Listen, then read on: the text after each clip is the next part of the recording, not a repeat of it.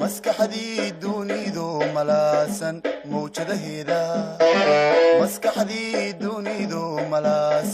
mawjadaheeda kala miirtay ee macnaysay maarkii qarsoona.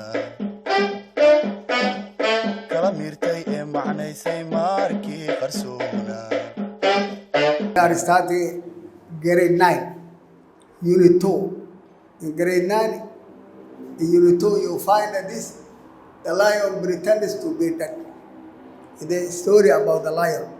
So this story is about the lion and the hare and the other animals. So now we are going to use or to talk about the learning objectives of this unit or this unit.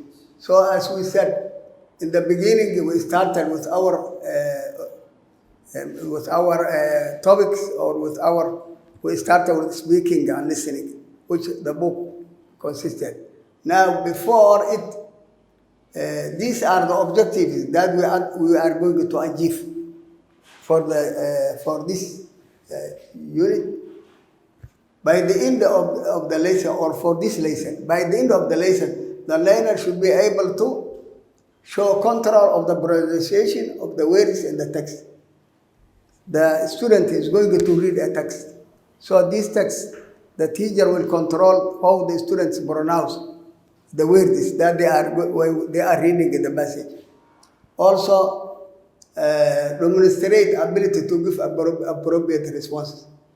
The way the students responses when they are asked or when they are discussing, in groups, also they have to demonstrate or appropriate responses.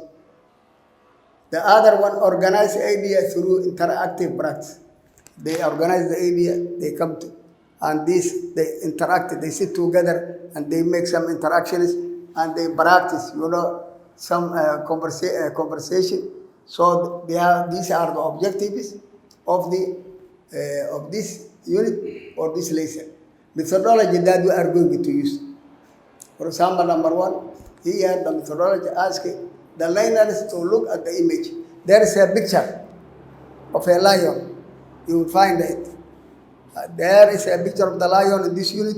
So the students are asked to look at the image of this picture. How this picture looks like. Maybe there is a lion. So this lion, they describe, they tell what they see.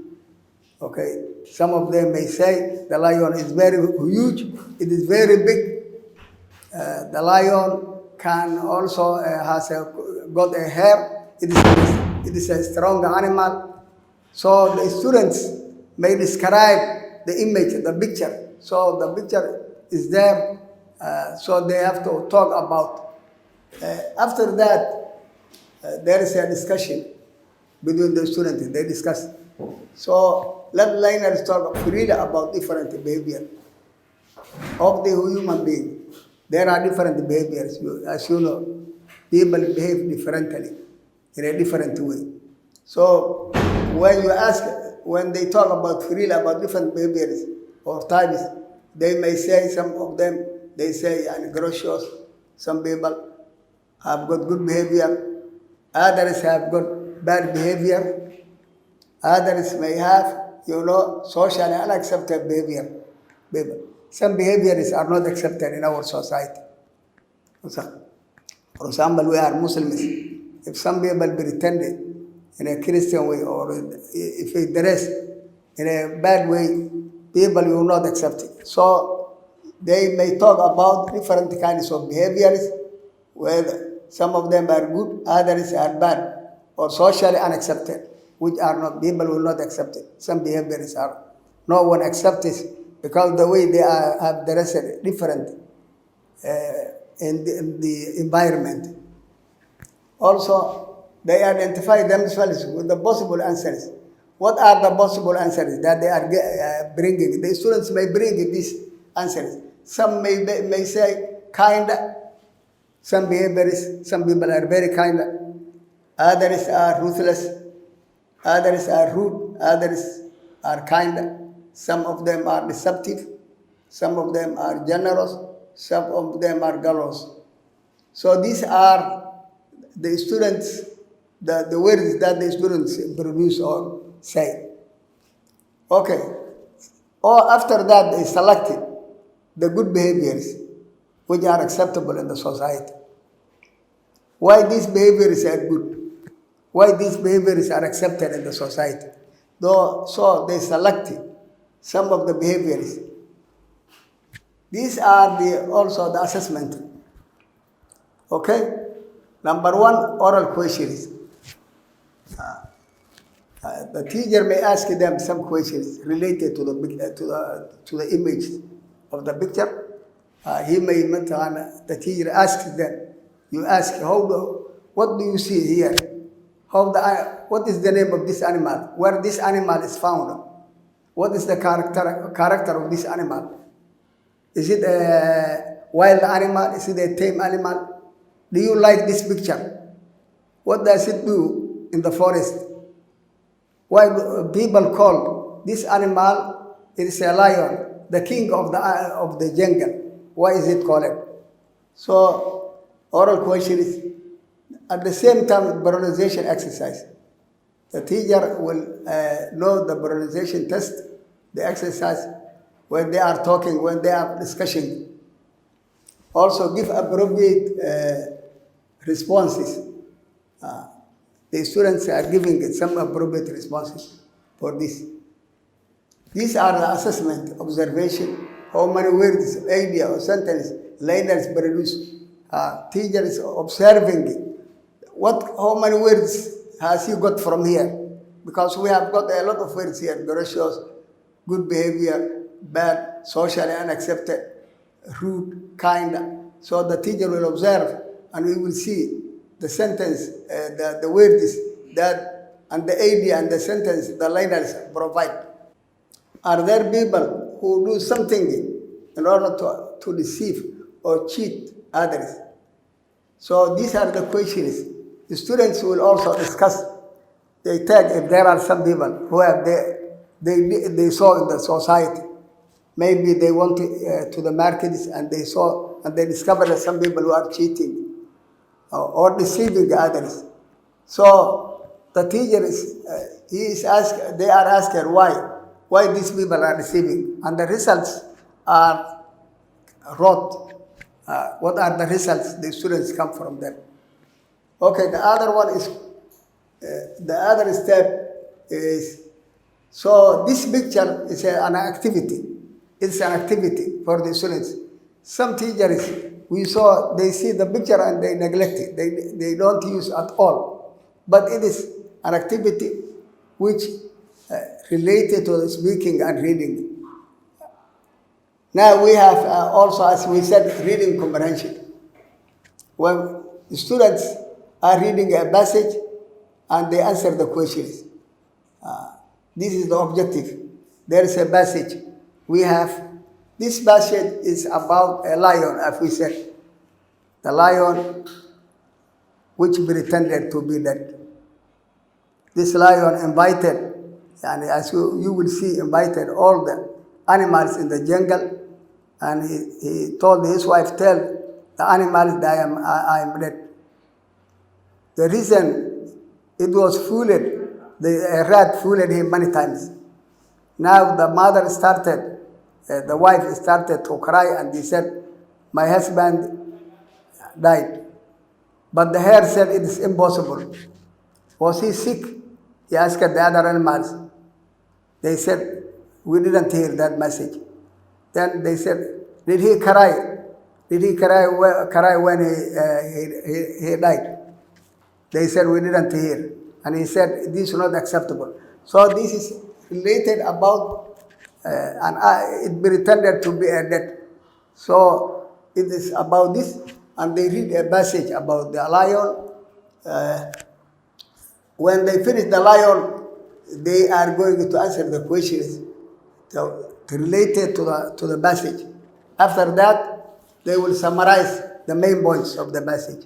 The passage has got main points, Maybe it's a longer passage, but they write the important points. When we look here, the methodology, here the teacher will read the passage very loudly. Why the teacher is reading the passage very loudly? He wants the students to hear the way he is pronouncing the words. That is why the teacher will read the text very loudly, and the students will listen very attentively, very carefully. They will listen carefully, the passage. That is why. So maybe when they listen, he is correcting the pronunciation, the way he is pronouncing it. They listen very carefully. After that, they will read the passage silently. Silent reading here. Learners read the passage silently. How many? Twice or 3 times. To select the. So why? Why do they read 3 or 4 times? Here we have the objective to summarize the main points. So when they read the silently, they understand everything. That is why they read 3 or 4 times. When they finish reading, they will summarize the main points, as you see. Or sometimes they may make some intensive reading. Also, they may order it to have some skimming, to skim, to read very quickly and scan some words from it. So this is the other, as we said before in our general information about the books, we said in the beginning, speaking and listening. This is the second. B, reading comprehension. Students read the passage and they answer the questions. After that, they summarize the whole points. And these are the steps, the activities they are going to do. Here, the assessment is to correct the comprehension questions. There are comprehension questions to be corrected, and also writing a summary. When they write, these are the assessment of the. Okay, in this, as we said before, we said we have in our general information, we said every unit consists these topics. Now we have finished speaking and listening, and the way the methodology you said and the assessment.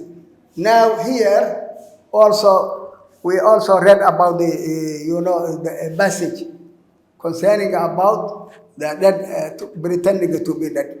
Now the third step or C is vocabulary.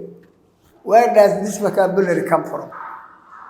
In order to assess whether the students have understood or not, we provide some vocabulary from you have to provide some vocabulary to be filled from the topic or from the passage. Now we can see, give the meaning of words and phrases used in the text. They may be asked some words to bring their meaning. We give them what is the meaning of that word. So this is also coming from the text, from the passage. Or either they use words from the passage to correct the sentence of their own. They make some words and they construct these words using their own words or their own sentences. Here, the methodology is defined based on what is read. The students are defining it. The students define, they are asked they define some words which are based, which came from the passage. Ask learners, the teacher is asked ask a learner to give meaning of words used in the passage. They have to bring some words. These words did not come from somewhere else.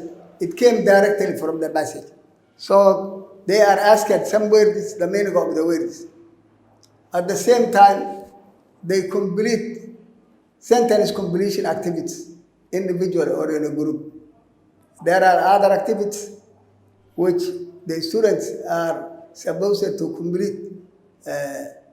So this also, maybe they are given some sentence, and this sentence, there are some words in a box. And according to the box, they fill, okay, this word is, the sentence with the word is provided in the box. Here, learners are assigned to do some match questions. Maybe the students may match some questions. Some vocabulary, or maybe they are synonymous or antonyms. Some vocabulary which are opposite or similar in meaning or different in meaning. So here, we are on the passage, because this is the assessment, whether the students have understood the passage they have taken.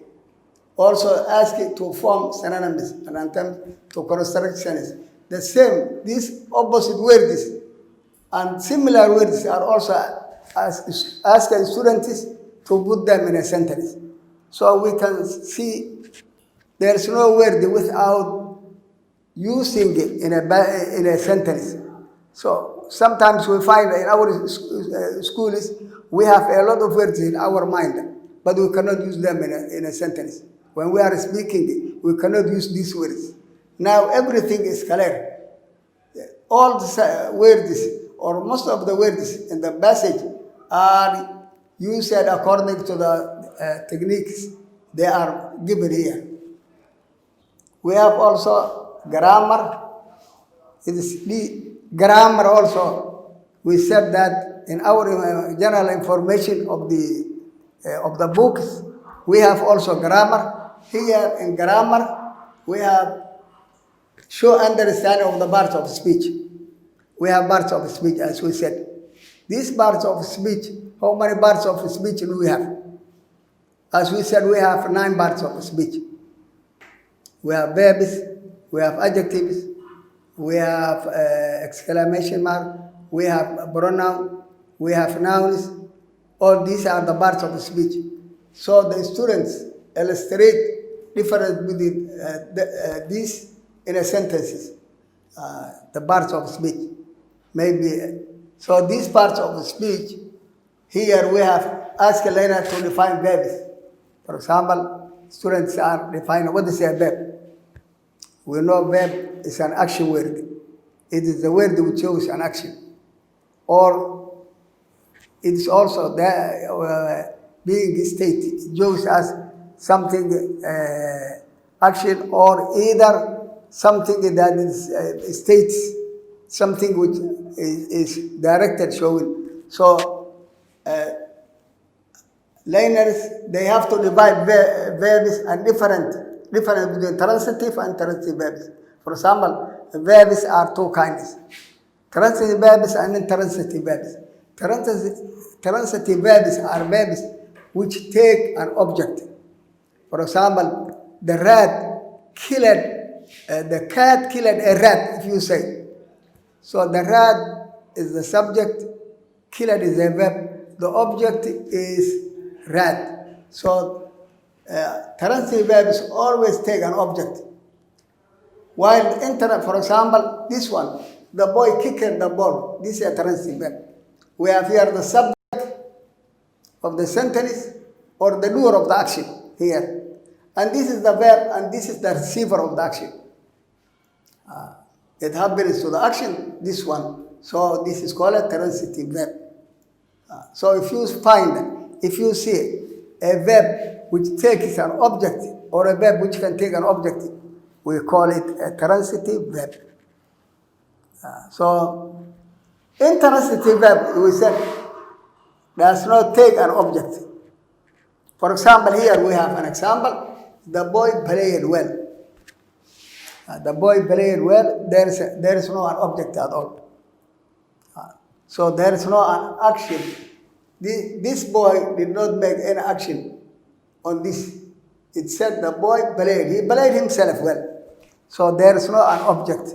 This kind of a verb is called an intransitive verb.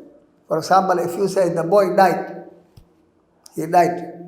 Is it transitive or intransitive verb? What do you think? I think we can say, if you say the boy died, there is no an object, we can say it's an intransitive verb. And now, the teacher asks learners to define the difference between transitive and intransitive verbs. We have this transitive interest verbs. You are supposed, teacher, to ask the student, ask them if they can answer. They have to bring it, or they have to give you the answer of these verbs. What are the transitive verbs and what are intransitive verbs? Let them answer these questions. Maybe if they will not answer, finally you may give them an example. But it is always necessary. It is always necessary for you to ask them questions. The answer must come from them. What are the transitive verbs? They have to discuss maybe in groups or in pairs, and they have to bring up the answers of transitive and intransitive verbs. For example, also we have here, learners also discuss the three parties of the verb. The same thing, you have to ask them, what are the three parts? There are three parts of every verb. So ask the students in your class to discuss or to bring the result or the answer of the three parts of the verb. Every verb has got three parts. Let them try their best, because if you give them the answer, that means it's a teacher-centered. You are feeding it, spoon feeding it. You give them the answer. You are not allowed to give them the answer. Don't give them the answer totally. Ask them. They have to bring the answer and listen them carefully. And finally, you have to answer. Give them some examples if they cannot bring the answer totally. But always they have to bring the right answers, because it's a child-centered. The child is supposed to answer these questions. Whatever it is, he is supposed to answer. Now, okay, let the students give examples of auxiliary verbs. What are auxiliary verbs? Ask them. Auxiliary verbs, or we call helping verbs. These helping verbs, auxiliary verbs, ask them. Let them answer. Also, let them discuss. Let them bring the right answer. Maybe if they will not get the right answer, you may have some answers here. You may give them this. Okay. Ask them also, what are the importance? What do vocabulary verbs? What role do they play in the language? What they are supposed to do? Do they bring some actions or not? What are they? Why do we call helping or auxiliary verbs? What is the reason that we call? So you are supposed to ask these questions also. So the assessment will also correct the sentence extra. They are corrected the sentence the way they bring the answers. The teacher will correct them. He said, you are correct. This is the correct answer, and this is not the correct answer. Also, there is an exercise in the book. They have filled gaps there is an exercise which in the book. So they have to fill the gaps with appropriate auxiliary verbs or helping verbs.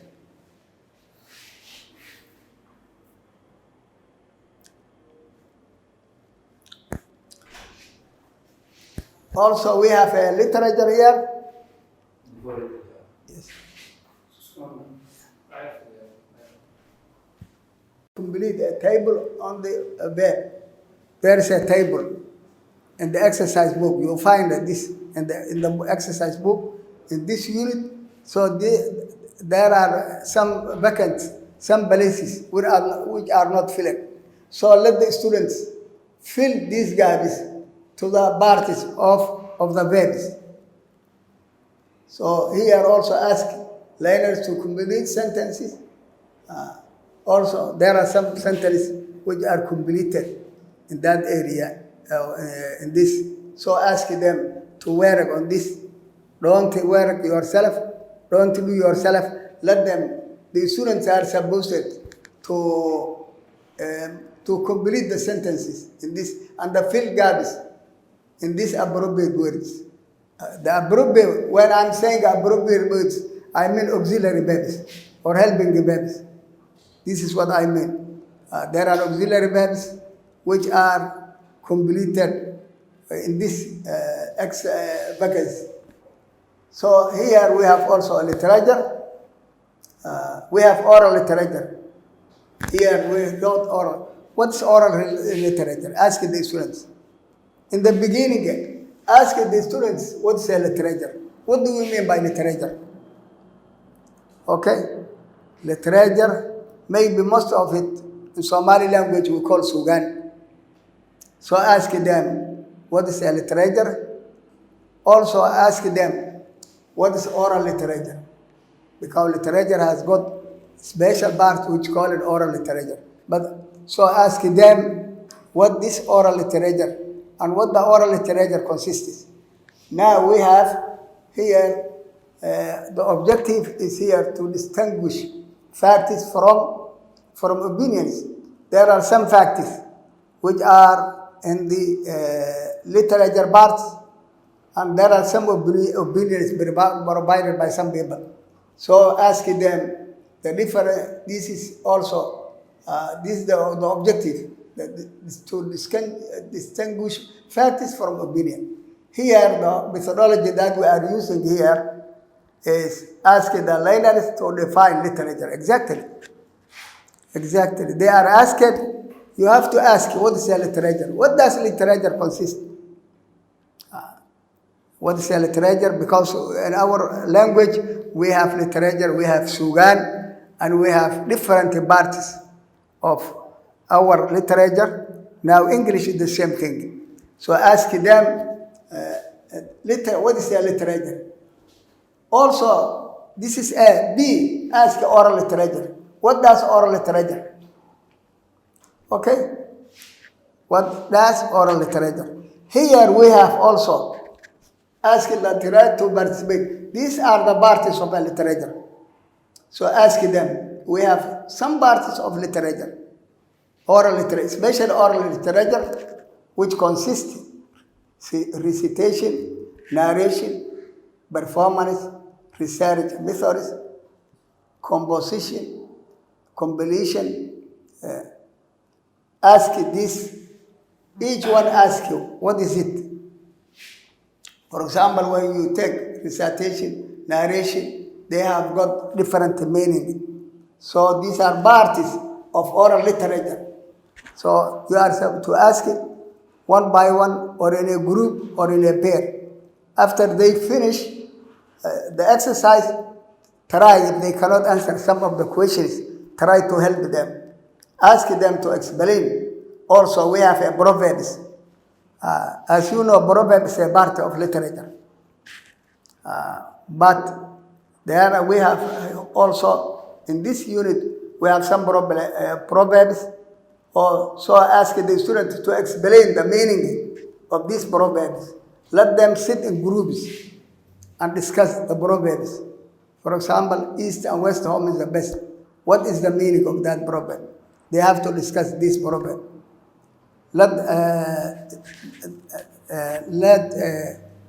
Strike the iron while it is hot. It's another proverb, maybe. So there are a lot of proverbs, but in the textbook, we have special proverbs. Ask the meaning, let them sit together and discuss the meaning of these proverbs, what the proverbs are carrying. Because every proverb is carrying a special message. In Somali language, we know when you say, for example, if you ask that question, it has got a meaning. It has got a figurative meaning. But it looks like it has got a literal meaning also. So ask this and let them discuss in a groups and bring the answers for this. If they cannot answer these questions, maybe if they cannot tell the meaning of some proverbs, you may help them, because the teacher is a facilitator. He is not allowed, the teacher is not allowed absolutely to explain or to tell something. They are the children are the center of education. It is not the teacher who is supposed to give the answers. Students should bring the answers from. You have to get the answer from the students. So here, the assessment here is understanding of proverbs. You can know whether they have understood of proverbs, finding the meaning of the given proverbs. So the teacher may assess them if they understood, if they can tell the meaning of these proverbs. Clear?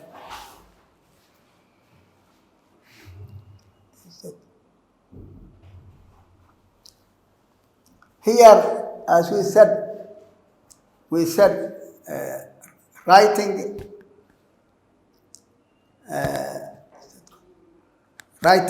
also in here, in this topic, it ends with a writing. As we said, in the general information of the books, we said writing is the last one. So in every unit, you find that. This is unit 2. Let the unit 2 pretend to be that. You can see now here, you can see this student also is, the unit is ending up with a writing exercise. Now here it says objective, write a descriptive essay that meets the conventions and the mechanics of a good writing. The students are going to write a descriptive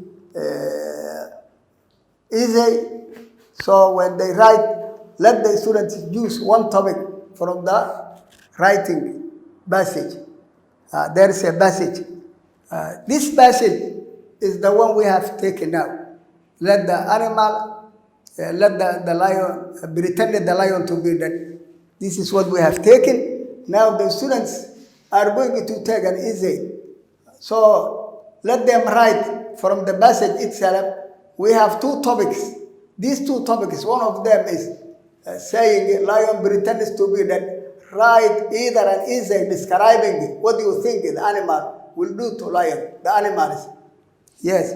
When the lion dead, I'm going, his wife said the lion has dead. They asked many questions. So what are these? What did the animals finally do? Do they went and visited him, or what did they do? So this is one of the topics that the student is going to write. Write either, there are 2 topics. One of them is an essay describing what you think the animals will do to the lion and his wife. When they got found out what has happened, or came to know what has happened, the animals, what did they do finally? If they saw, the student will write according to what they have taken, and using their imaginations, they will write what they think is going to come. From everyone will think that I'm thinking this, things will end like this. So this is one of the topics. The other topics, write a story with the title of Pretenders are worse than murderers. Do you know murderers? Murderers are the one who kills the people. So he's saying pretenders, people who are pretending are worse than the martyrs. The ones who kill the people are worse than those people who are pretending to be. So these are the 2 topics that the students are write something. So tell them, let them, and try to correct these sentences and give them feedback whenever they finish. Assessment. Okay, the assessment is writing descriptive essay. The teacher will assess whether you have to assess if they write what they are told to do. So that you have to do this, look this exercise and correct it for the students. Also writing exercise, write a story with the given title. Also they have to do this. They are given titles, and according to the titles, they have to, the teacher should assess them whether they met the right criteria or not. Yes, now you can see here we have this unit, we have taken unit 2. And this unit, these books have got a special format. They started listening and speaking, you said, we started reading comprehension, we started then vocabulary, then grammar, then literature, and right on. So you can find here these books are, the way they are going, the format they go is regular. It's a spiral. They come, every unit is like this. So the teacher is you are very, as a teacher, you have to follow all these steps. Number one, you find an objective is, what are you going to what do you want to receive the students? For example, you find that the schools, they take a book immediately and they teach without any aims. What kind of skill are you going to develop? Are you going to develop reading skill, or are you going to develop? So it's very always important to know what are the skills that you are going to develop and the method that you are using, and at the same time the assessment. These are very important for the teachers.